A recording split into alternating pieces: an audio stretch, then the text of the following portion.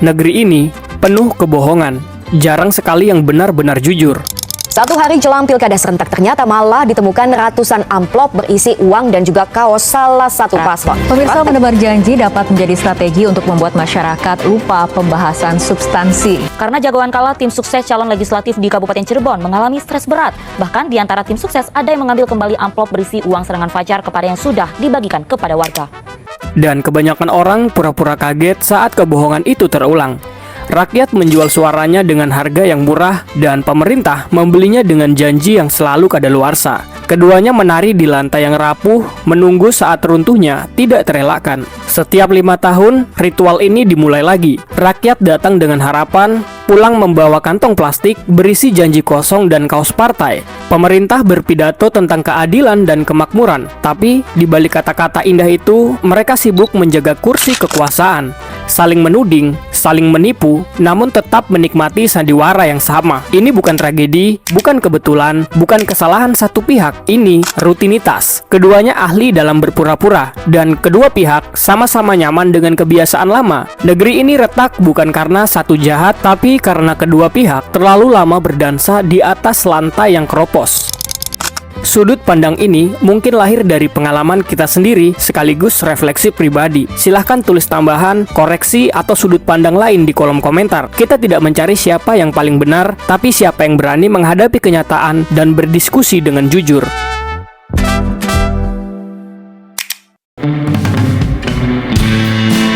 Indonesia ini aneh. Penghasilan haram mereka nggak takut, makanan haram takut mereka. Kalau membunuh tikus kan tidak perlu membakar lumbungnya. Oh memang. Kenapa Anda bakar lumbungnya? Bukan. Karena tikusnya sudah menguasai lumbung. Kalau ada yang lebih rumit daripada hubungan suami istri yang sudah bosan, mungkin itu hubungan antara rakyat dan pemerintah. Sama-sama butuh, tapi sama-sama curiga. Sama-sama tinggal di rumah yang sama bernama negara, tapi setiap kali bertemu, yang keluar hanya prasangka. Mari kita jujur sejenak, rakyat sudah terlalu sering merasa dihianati. Janji yang pernah diucap calon pemimpin di atas panggung politik, seringnya hanya jadi sampah retoris yang terbuang setelah kursi kekuasaan berhasil diraih. Dari janji harga sembako yang murah, lapangan kerja berlimpah, sampai pelayanan publik yang katanya akan membahagiakan rakyat, semua berakhir jadi legenda lokal yang lebih mirip mitos daripada realita. Tidak heran kalau rakyat kini menerima setiap amplop yang disodorkan saat musim kampanye, bukan karena rakyat bodoh, tapi karena mereka sadar setelah pemimpin duduk manis di kursi, ingatan mereka terhadap rakyatnya biasanya lebih pendek daripada pikiran mereka sendiri. Ironisnya, rakyat sendiri ikut memperpanjang siklus ini. Ada rasa pasrah yang bercampur dengan pragmatisme. Daripada tidak dapat apa-apa, mending ambil sekarang. Toh nanti setelah mereka berkuasa, kita juga bakal dilupakan.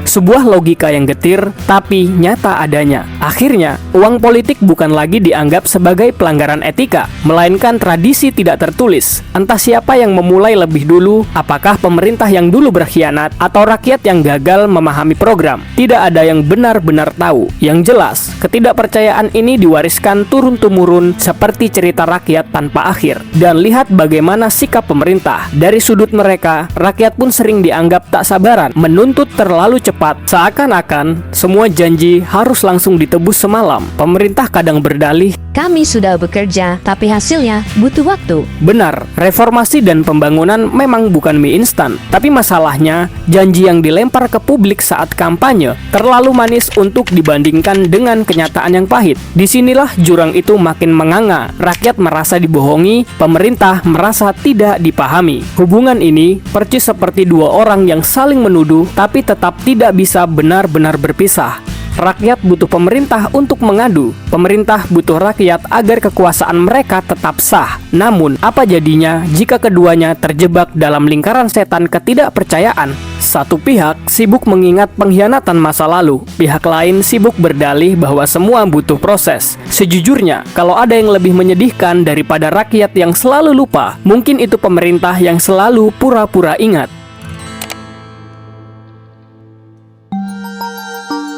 Pemerintah berbicara dengan bahasa kebijakan, angka pertumbuhan ekonomi, dan jargon, pembangunan berkelanjutan. Sementara rakyat menjawab dengan bahasa keluh kesah, harga beras yang tidak stabil, biaya sekolah, rumah sakit, pekerjaan yang tak kunjung pasti. Dua bahasa yang sama-sama keras tapi jarang sekali bertemu dalam satu titik pemahaman. Di titik ini, kita sering tergoda menyederhanakan masalah menjadi sekadar soal uang, seolah semua bisa dibeli dengan sembako murah atau janji BLT. Padahal, yang lebih dalam adalah hilangnya rasa percaya. Rakyat merasa pemerintah hanya mendengar saat kampanye, sementara pemerintah merasa rakyat tidak pernah puas meski apapun yang dilakukan. Ini bukan lagi sekadar masalah kesejahteraan, tapi masalah komunikasi yang patah. Coba kita perhatikan tradisi politik yang entah sejak kapan lahir. Uang atau bingkisan yang dibagikan saat jelang pemilu, rakyat tahu itu bukan solusi, tapi tetap menerima. Di sisi lain, pemerintah atau calon pemimpin juga terjebak. Mereka tahu rakyat akan skeptis, maka diberilah sesuatu yang instan, yang bisa langsung disentuh meski hanya sebungkus sembako. Siapa yang memulai tradisi ini? Apakah pemerintah yang pertama kali mengkhianati janji atau rakyat yang gagal memahami kompleksitas program? Yang jelas, kini keduanya saling curiga, saling merendahkan. Pemerintah menganggap rakyat mudah digiring dengan iming-iming singkat. Rakyat menganggap pemerintah hanya aktor panggung yang jago bersandiwara. Masalahnya bukan hanya uang yang berpindah tangan, tapi luka lama yang diwariskan. Setiap kali pergantian pemimpin, rakyat menunggu keajaiban yang sama, walau berakhir kecewa. Setiap kali rakyat menuntut, pemerintah menjawab dengan laporan-laporan tebal, seakan data bisa menenangkan perut lapar. Dan di tengah siklus ini, ada jarak yang makin lebar. Jarak antara bahasa rakyat dan bahasa pemerintah, jarak antara kenyataan dan laporan, jarak antara janji dan realitas. Pada akhirnya, kita tidak hanya miskin secara materi, tapi juga miskin rasa percaya.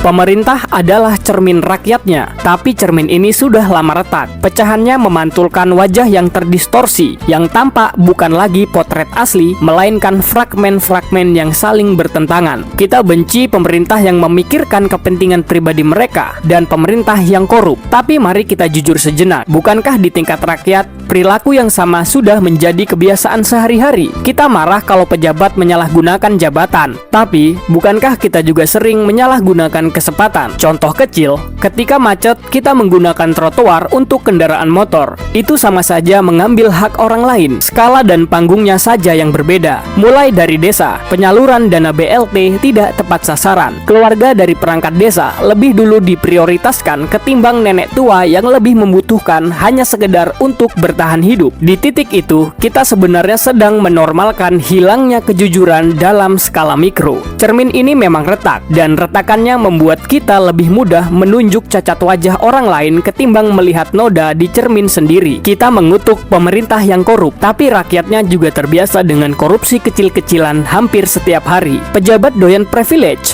benar juga, tapi rakyat pun sering berusaha mencari jalan pintas, dari nitip absen, nebeng nama, sampai minta dispensasi khusus ketika melanggar aturan. Pada dasarnya, pejabat pemerintah juga lahir dari rahim rakyat. Pada akhirnya, pemerintah dan rakyat adalah dua wajah dalam cermin retak. Sama-sama ingin tampak baik, tapi sama-sama penuh celah. Tapi kita juga harus berani bertanya, sudahkah kita jujur dalam hal-hal sederhana? Karena kalau akar busuknya ada di tanah, jangan heran kalau pohon yang tumbuh di atasnya pun ikut bengkok.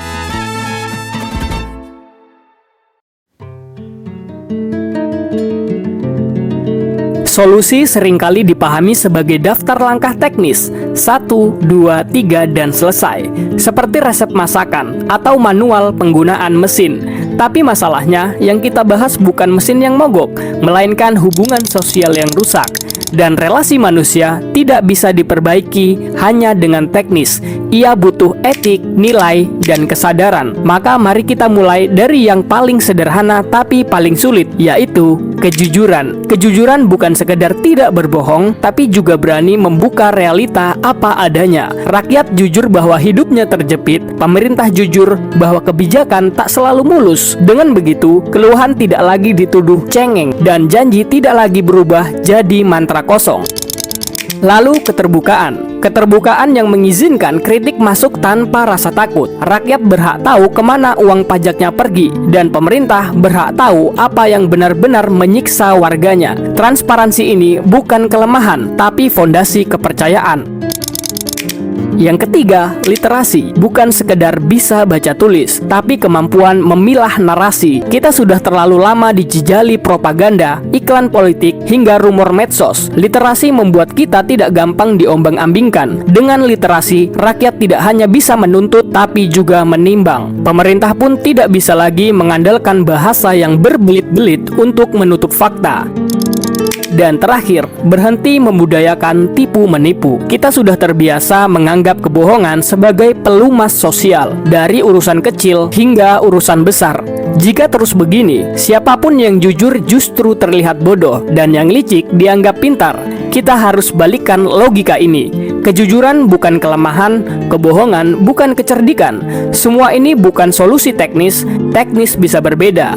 Tiap daerah punya kebijakan, tiap negara punya strategi. Tapi nilai-nilai etis ini universal. Ia bisa diperdebatkan, disesuaikan, bahkan diperkaya. Namun, tanpa etika ini, solusi teknis hanyalah tambalan kain yang terus sobek. Karena pada akhirnya, yang kita butuhkan bukan sekedar reformasi birokrasi, tapi reformasi nurani.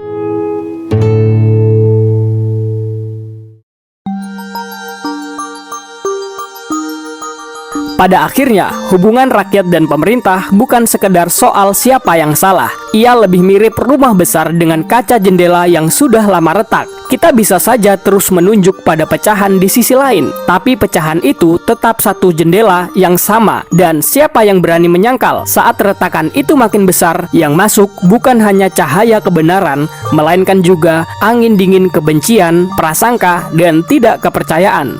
Mungkin benar, pemerintah punya kesalahan besar, mulai dari korupsi, birokrasi yang berbelit, infrastruktur berantakan, semua nyata adanya. Tapi bukan berarti rakyat juga bukan tanpa cacat. Budaya menipu, curang kecil-kecilan, mencari celah aturan, bahkan membiarkan keadilan bisa dinegosiasikan. Dua wajah dalam cermin retak ini saling menuduh, padahal keduanya adalah bayangan dari tubuh yang sama. Jadi, bagaimana kita keluar dari lingkaran ini? Bukan menyalahkan tanpa henti, tapi dengan memulai percakapan, dengan bertanya apa yang bisa kita benahi, mulai dari diri kita sendiri, agar saat kita menatap cermin itu lagi, pantulannya tidak membuat kita jijik. Mari kita berdiskusi di kolom komentar sebagai ruang kecil untuk percakapan itu. Jangan jadikan ia ajang saling serang, tetapi wadah untuk jujur, mengkritik dengan akal sehat, dan siapa tahu menemukan bahwa di balik retakan itu masih ada kaca yang bisa disatukan kembali. Karena pada akhirnya pemerintah dan rakyat tidak bisa benar-benar dipisahkan. Mereka bukan dua rumah, melainkan satu atap. Dan kalau atap itu roboh, bukankah kita semua akan tertimpa puing yang sama?